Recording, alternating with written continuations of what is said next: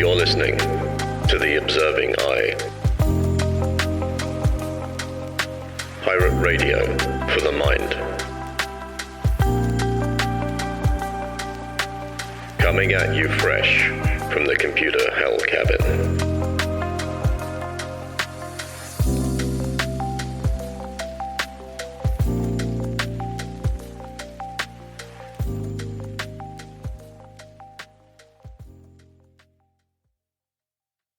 Hello, you beautiful lot.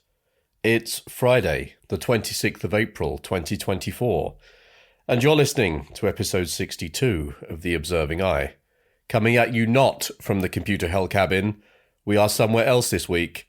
I have escaped the mess of monitors and cables.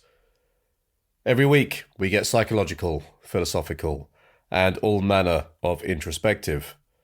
I'm David, and this week, we're playing a visit to the Greek philosopher who lived inside a giant jar. It's the mad cynic, Diogenes of Sinope. Diogenes isn't just known for his radical views and striking philosophical insights. He's also remembered as perhaps the boldest and certainly one of the most peculiar philosophers ever to wander the streets of Athens. His antics, sharp wit, and extreme lifestyle choices challenge our understanding of what it means to live a good life and question societal norms in ways that still resonate today.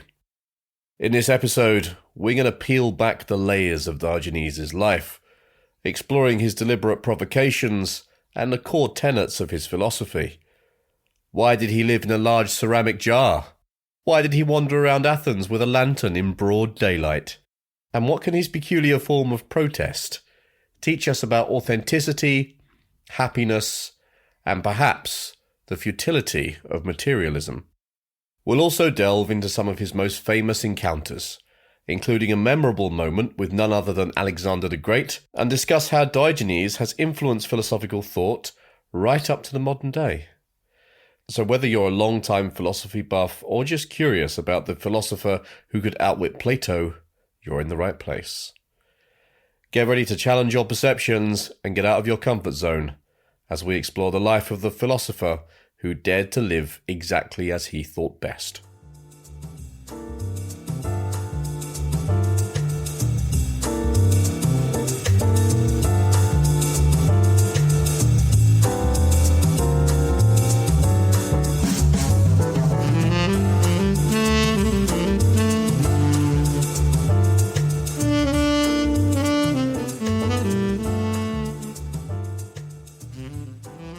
To truly understand Diogenes, also known as Diogenes the Cynic, we must first take a journey back to ancient Greece, around the 4th century BC, a time of great intellectual exploration and social flux. Diogenes was born in Sinope, a city on the shores of the Black Sea, but his story really begins with a scandal. Accused of defacing currency, a serious crime linked possibly to his father's minting business, Diogenes and his father were forced to flee their hometown. This event would mark the beginning of his lifelong challenge to societal norms and values. After leaving Sinope, Diogenes made his way to Athens, the heartland of philosophy, and home to figures like Plato and Aristotle.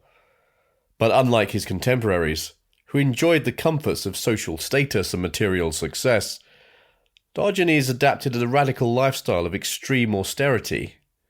His home, a simple ceramic jar positioned in a public place where he lived in full view of his fellow Athenians. But why live this way? Diogenes believed that virtue was better manifested through action rather than theory. He aimed to live as simply and naturally as possible, embracing hardship and eschewing the conventions of society. To him, civilization was a source of corruption and misery. He often demonstrated his philosophy through shocking acts and statements, which were as much a critique of Athenian society as they were expressions of his cynic philosophy. Imagine the scene. A man who disowns every piece of property, who mocks the powerful, debates with leading philosophers, and insists that true happiness comes not from wealth or status, but from living in harmony with nature. His antics were legendary. He'd stroll through the marketplace in broad daylight with a lamp in hand, claiming to be searching for an honest man but never finding one. But Diogenes' influence wasn't limited to just public spectacles and philosophical debates.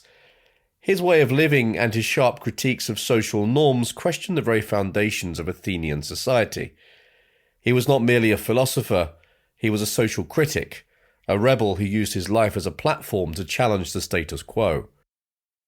Diogenes was far more than just an eccentric figure. He was a pivotal voice in the development of cynic philosophy, and his life was his most powerful argument. And now a word from our sponsor. Surprise, there is no sponsor, it's just me. In fact, there never will be a sponsor. I feel that allowing an external influence to potentially impact the content of these episodes and what or how I'm permitted to deliver it would fly in the face of the authenticity that I strive for in each episode. So, if you do like what you hear, and if you want to support the podcast, give it a little follow, or a like, or what have you, on the platform that you listen to it on, and drop us a review.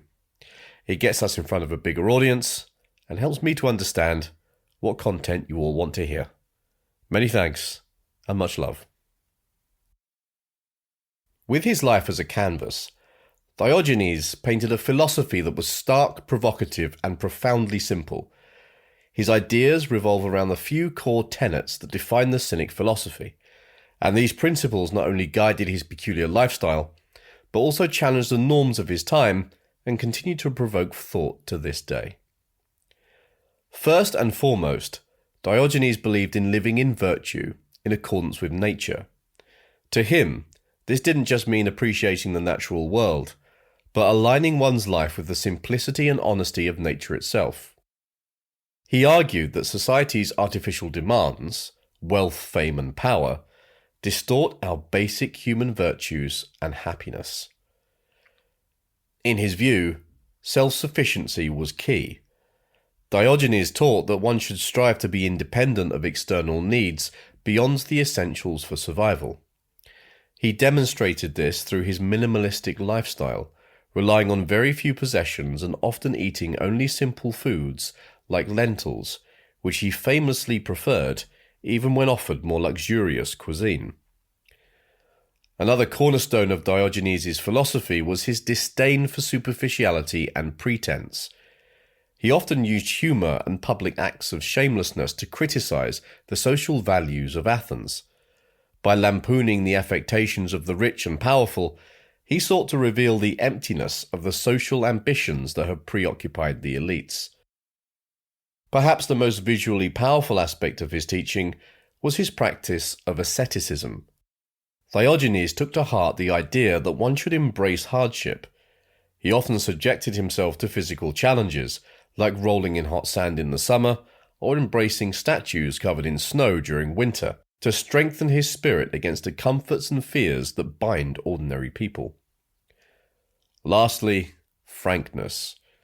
Speaking the truth in defiance of social convention was a hallmark of Diogenes' interactions. He believed that honesty was a virtue that should never be compromised, even if it meant offending the powerful. This commitment to truth, regardless of the consequences, made him one of the most daring philosophers of his time. Together, these tenets form the backbone of Diogenes' philosophy. They weren't just abstract principles, but were vividly lived out each day by Diogenes himself, making him a figure of enduring fascination, and for some, a role model of radical authenticity and courage.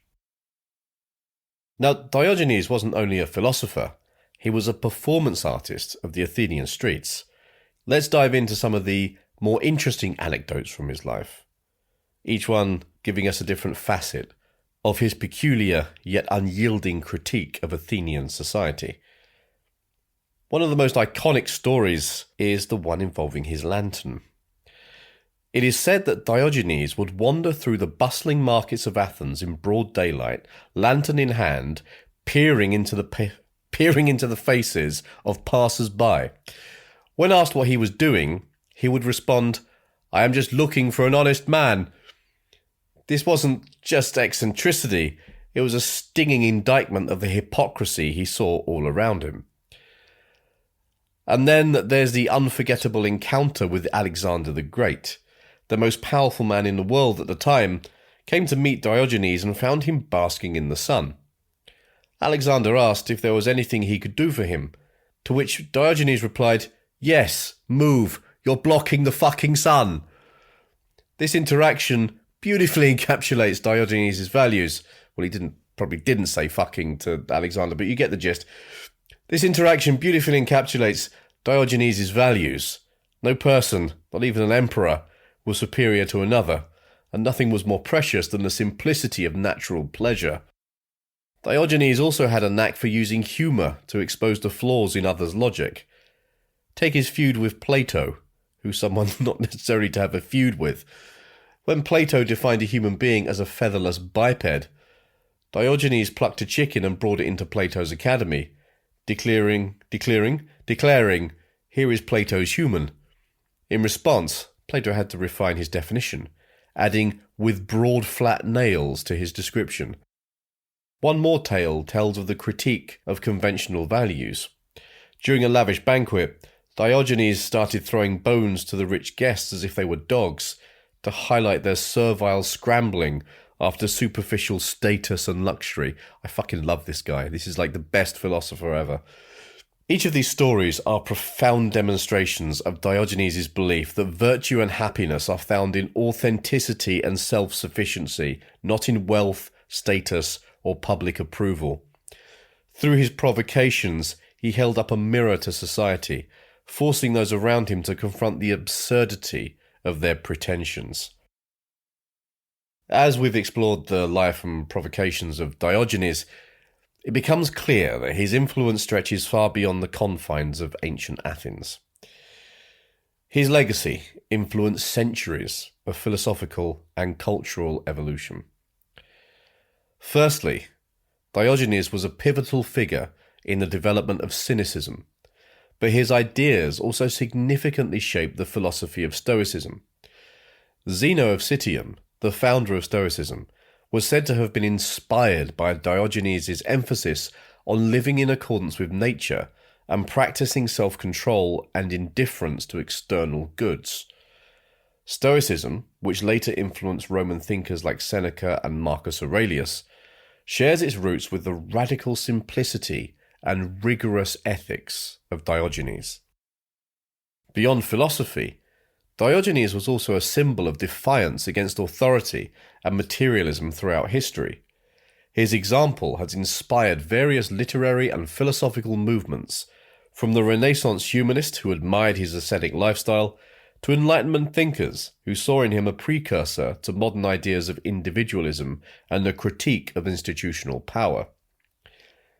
In the arts, Diogenes had been a popular figure, often represented in paintings and literature as the quintessential rebel philosopher, from depictions by artists like Jean-Léon Gérôme to his mention in the writings of Nietzsche. Diogenes' life and philosophy have been a rich source of inspiration for those seeking to challenge societal norms and celebrate human freedom. There is nothing more inspirational than a man who lives in a giant jar. I will give him that. But perhaps the most enduring part of Diogenes' legacy is his challenge to us, his modern audience, to question the conventions of our own times. In an age marked by rampant consumerism and often superficial digital connections, Diogenes' call to authenticity and simplicity remains profoundly relevant. His life prompts us to ask ourselves what truly matters, and whether we, too, are searching for an honest man in our day-to-day lives. Diogenes shows us that philosophy isn't just about long theoretical discussions and word salads. It's also about the radical practice of ideas. His life was his philosophy, a living challenge to the status quo and a testament to the power of living authentically. Now, as always, I try to bring some of these ideas into the present and put across some ways that the philosophies and the ideas that we talk about can be applicable to your lives today. So, let's have a look into some of the relevance of Diogenes' ideas. Now, I'm not going to suggest you go and live in a giant ceramic jar or you shine torches in people's faces in broad daylight, because I think that probably comes under some kind of disturbing the peace law or something like that. But anyway, I mean, try it. Maybe a laser pointer or something might be better. But Diogenes. So in our contemporary society, where success is often measured by material wealth and social status, Diogenes' philosophy invites us to question these standards. What does it mean to live a good life? Is it possible that, like the Athenians of Diogenes' time, we are also choosing illusions that ultimately do not lead to true happiness or fulfillment? Consider the modern pursuit of fame and consumerism. Social media platforms can turn even the most private moments into public spectacles, much like the open life Diogenes led in the marketplace. Yet unlike Diogenes, who used his public existence to defy societal expectations, today's digital exhibitionism often seeks approval and validation. Like me and make me feel worthy. Diogenes showed us that independence from societal expectation can lead to greater personal freedom and inner peace. He embraced hardship, found contentment in the simplest existence, and challenged the status quo with every action he took.